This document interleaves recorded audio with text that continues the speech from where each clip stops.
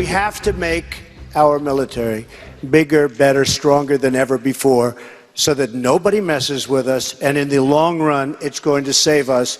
I agree with Marco. I agree with Ted. We have no choice. And I can say this with certainty. We all have a different tax plan. Some I don't totally agree with.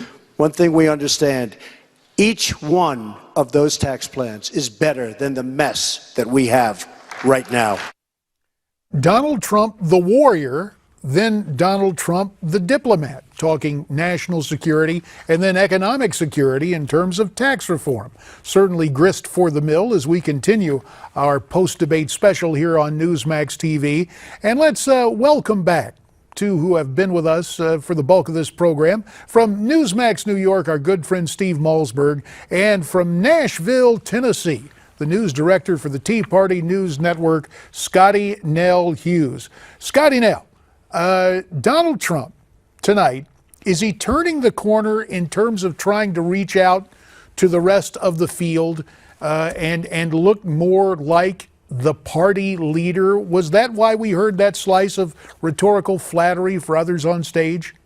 Well, I think that has been his policy for the last two debates. Listen, Mr. Trump does not shine in regards to these debates. It's probably not his strongest suit. So his goal going in is to do no harm. Maybe some of the other candidates like Carly need to learn that same sort of goal. Instead of sitting there and just spouting off things that sound great that might get applauses that later the fact checkers are finding out are pretty false. Mr. Trump is deciding to rise above the fray, be quiet, kind of be the adult on the stage, which he showed tonight. Let me turn to you, Steve Malzberg, because you have seen Donald Trump up close and personal for any number of years. And hearing him talk national security brought to mind that famous quote from Ronald Reagan: "Here's my plan for the Cold War. We win, they lose." The simple way that Donald Trump sets things out, his broad-based theme and branding of Make America Great Again, in its own way, is it Reagan-esque in terms of big and bold strokes? I think it is, but I think it's what you need, what you would expect from again, like a Ben Carson and a Donald Trump, someone who hasn't held political office, run for political office. You can't expect too many specifics, although he does give specifics as he goes along, and he talks about ISIS, and he talks about Syria, and he's waiting on all that. But I think he does. The thing he does is he resonates. The thing he does is he doesn't back down. And he says what people, I'm not saying he doesn't believe it, but he says what people want to hear. And when they hear it coming from Donald Trump, they believe he could get it done because he has a track record. He has a track record of success in everything he's done. He's no nonsense. He's unafraid. And when he says, we're gonna have Mexico pay for the wall, we're gonna make America great again, we're gonna have the biggest, best military in the world, people believe it, and I think he believes it. But if you sat down in a room with him, no cameras, and said, how are you gonna do this, he would probably say, I can't tell you that right this second, but I will. I'll surround myself with the greatest people, and we'll get it done. Well, that is a hallmark of leadership, Scottie Nell. After all, Jack Kennedy in the early 60s said our goal was to get a man to the moon and return him home safely to Earth, and the deal wasn't set up yet. So setting bold goals and bright lines certainly seems to be a hallmark of presidential leadership. Absolutely. And I love you, Steve, but I'll be the first to say I don't think Donald Trump says everything that people want to hear. I think that's probably one of his biggest downfalls, is he says things that people don't want to hear. But prior to any presidency being started, any campaigns being kicked off, we had this hashtag Wake Up America. And America woke up. But the key is you can't sit there and try to overwhelm them with all the information. DC Politico, sorry, JD, want folks usually to glaze over and tune it out so then they can go about their way and form budgets full of pork and pass things that are not good for the American people, but good for themselves in getting reelected.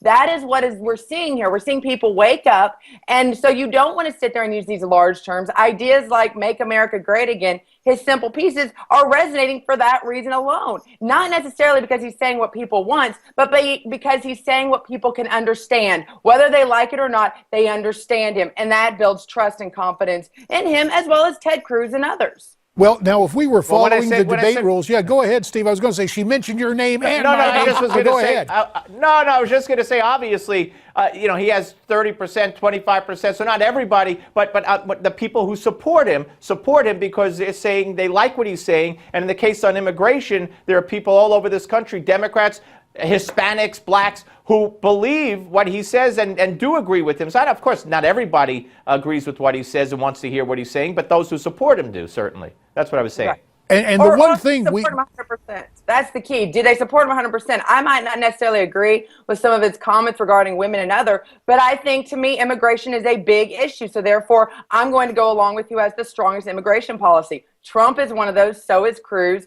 and so is a couple others.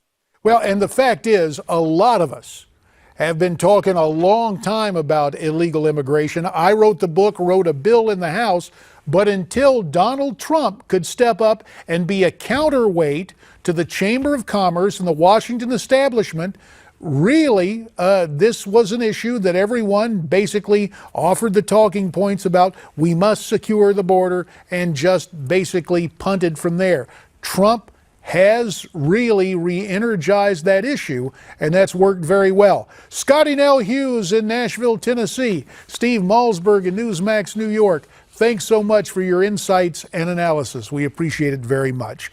Now, what do you think? Well, there's somebody who has been monitoring the political pulse, at least in terms of our Newsmax poll. It's our own Miranda Kahn standing by in our newsroom. So, Miranda, what do you have for us? Well, the numbers have changed quite a bit since we first started the polls. Right now, we are at almost 60% for Donald Trump, still the clear winner, but that's dropped significantly since we first began this poll. Originally, he was about 77%. But take a look at Ted Cruz. He jumped quite a bit. In the beginning, he was at about 8.5%.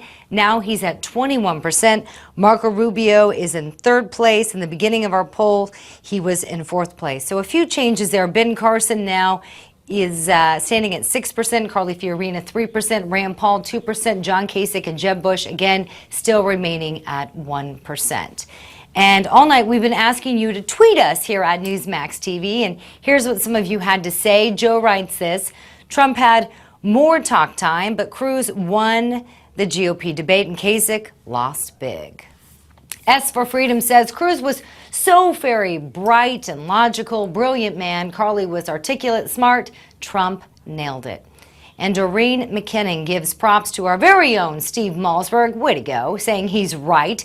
Candidates haven't given enough specifics to judge their tax plans, yet all would best Hillary Clinton's. So there you have it, but there's still time. We want to keep this conversation going.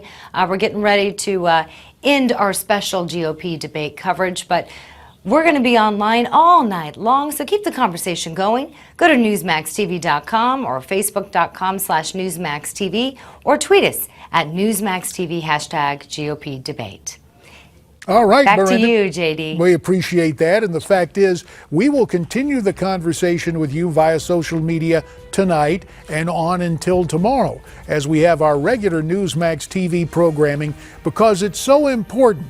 Yes, we're not the media, we're Newsmax TV, and we're here to be interactive with you, because what you think and what you have to say, after all, in the final analysis, will give us all the info we need. Coming up, my old radio pal Austin Hill. He's next when we continue.